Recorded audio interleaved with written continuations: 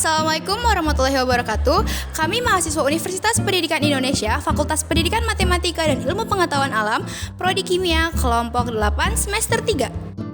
Video ini dibuat untuk memenuhi salah satu tugas mata kuliah pengantar pendidikan dengan bahasannya yaitu pembangunan dan pendidikan.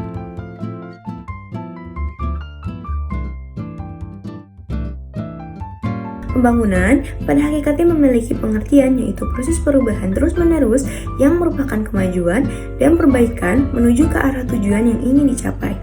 Istilah pembangunan sering diidentikan dengan perkembangan, modernisasi dan industrialisasi, bahkan pembangunan dengan westernisasi. Pembangunan kehidupan negara kebangsaan Indonesia atau bisa juga disebut dengan pembangunan nasional pada akhirnya memiliki tujuan yaitu untuk mewujudkan kehidupan masyarakat Indonesia yang lebih sejahtera lahiriah maupun batiniah.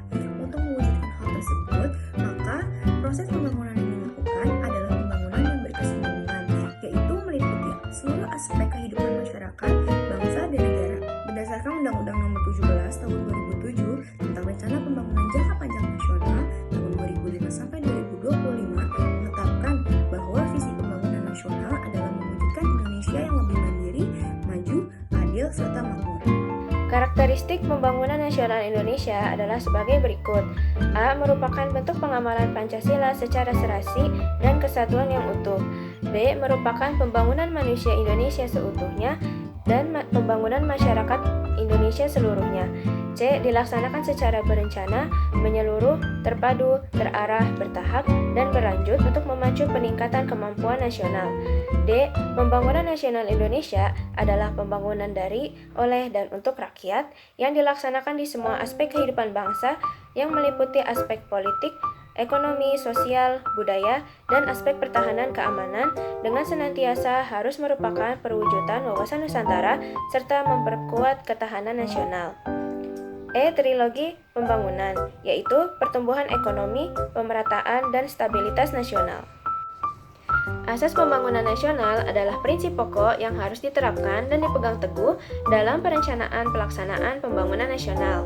Hal ini terdiri dari asas keimanan dan ketakwaan terhadap Tuhan Yang Maha Esa, asas manfaat, bahwa kegiatan pembangunan memberikan manfaat bagi peningkatan kesejahteraan. Asas demokrasi Pancasila adalah kegiatan pembangunan nasional dilakukan berdasarkan kekeluargaan. Asas adil dan merata, bahwa pembangunan nasional diselenggarakan sebagai usaha bersama dan harus merata di semua lapisan masyarakat dan di seluruh wilayah tanah air. Asas keseimbangan, keserasian, dan keselarasan dalam perikehidupan, bahwa dalam pembangunan nasional harus ada keseimbangan antara berbagai kepentingan. Asas perikehidupan dalam keseimbangan, kemudian asas kesadaran hukum, bahwa dalam penyelenggaraan pembangunan nasional, setiap warga negara dan penyelenggara negara harus taat pada hukum yang berlaku. Kemudian ada asas kemandirian, bahwa pembangunan nasional berlandaskan pada kepercayaan akan kemampuan dan kekuatan sendiri, serta bersendikan kepada kepribadian bangsa. Asas kejuangan, dalam penyelenggaraan pembangunan nasional, masyarakat harus memiliki mental, tekad, jiwa yang semangat. Asas ilmu pengetahuan dan teknologi, bahwa pembangunan nasional dapat memberikan kesejahteraan rakyat, lahir dan batin yang setinggi-tingginya. Peranan pembangunan nasional. Pembangunan nasional merupakan suprasistem dari pembangunan pendidikan nasional. Perannya ialah yang pertama, merupakan payung pembangunan pendidikan nasional yang berfungsi menjadi salah satu pembatas lingkungan pembangunan pendidikan nasional dan parameter atau tolak ukur kontribusi keberhasilan fungsi pembangunan pendidikan nasional terhadap pembangunan nasional. Yang kedua, merupakan sumber yang memberikan masukan pada pembangunan pendidikan nasional berupa hasil-hasil pembangunan dari sektor-sektor yang lainnya yang diterima oleh pembangunan pendidikan nasional.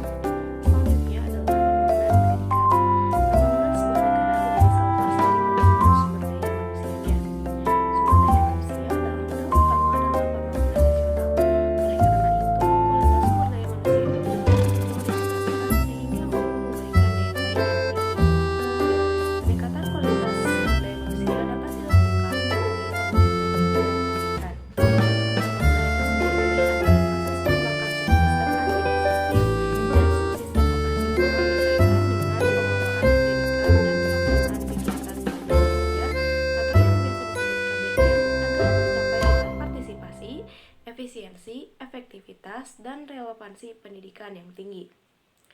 Karakteristik pembangunan pendidikan nasional yang pertama adalah pembangunan pendidikan nasional adalah pembangunan keseluruhan kemampuan sumber daya manusia secara optimal untuk menunjang pembangunan sektor-sektor kehidupan lain.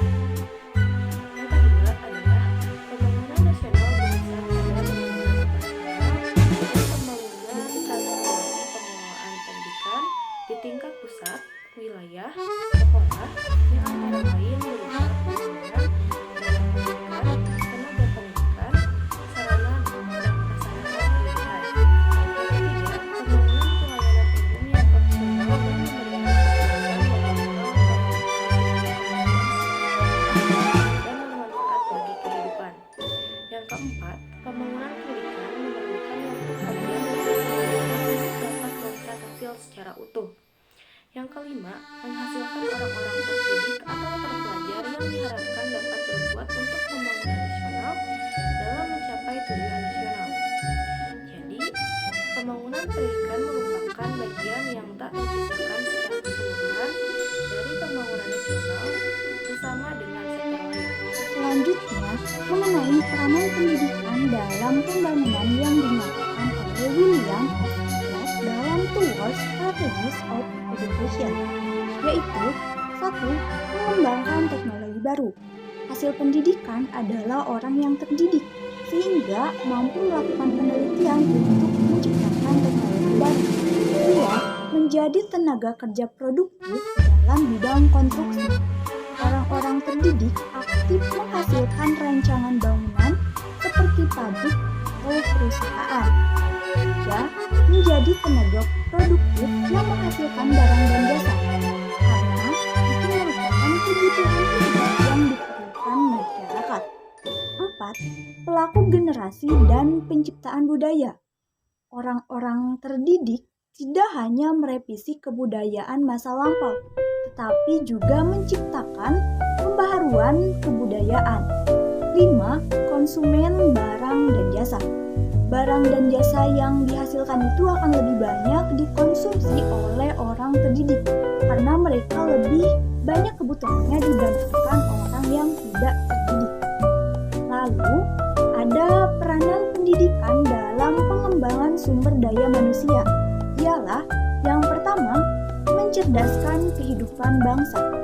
Kedua, membangun manusia untuk transformasi sosial dan ekonomi yang adil dan makmur. 3. Menjadi manusia produktif. 4. Manusia yang mampu mengembangkan ilmu pengetahuan. 5. Mengembangkan kepribadian manusia yang berorientasi pada prestasi. 5. Memberi pembinaan mengenai tenaga kerja dan kesehatannya. Terakhir, memberi arah agar manusia dapat diberikan pendidikan yang mampu mengubah hidupnya. Kemudian yang terakhir, terdapat pula peranan manusia dalam pembangunan. Manusia sangat berperan penting dalam pembangunan, yaitu adalah manusia sebagai produsen. Dalam pembangunan, manusia berperan sebagai masukan dan berperan sebagai produsen, yaitu adalah orang-orang yang berperan secara langsung atau lihat langsung menggerakkan proses produksi di pabrik-pabrik, perusahaan, atau lembaga sosial budaya yang sifatnya keagamaan, keilmuan, pendidikan, kesenian, dan sebagainya. Sebagai produsen, manusia berperan sebagai yang pertama, pencipta rancang bangun atau gagasan baik yang bersifat cita-cita maupun teknologi baru, sehingga manusia berperan sebagai peneliti dan pengembang gagasan dan teknologi baru. Yang kedua adalah pengelola operasi yang terjadi di pabrik-pabrik, perusahaan dan lembaga sosial budaya, politik, pertahanan keamanan, dan sebagainya. Dengan demikian, manusia berperan sebagai perencana, pemimpin, dan pengawas operasi yang berlangsung di pabrik, perusahaan dan lembaga sosial budaya, politik, pertahanan, dan sebagainya. Yang ketiga, manusia berperan sebagai pelaksana operasi yang terjadi di pabrik-pabrik, perusahaan, lembaga sosial budaya, politik, pertahanan keamanan, dan sebagainya. Sehingga manusia berperan sebagai yang kelima, lembaga kerja teknis administratif yang menunjang pelaksanaan operasi pabrik, perusahaan, lembaga sosial budaya, politik, pertahanan, dan sebagainya. Lalu menjadi tenaga kerja teknis operasional yang menghasilkan produk, barang, atau jasa yang dihasilkan dari pabrik, perusahaan, lembaga sosial budaya,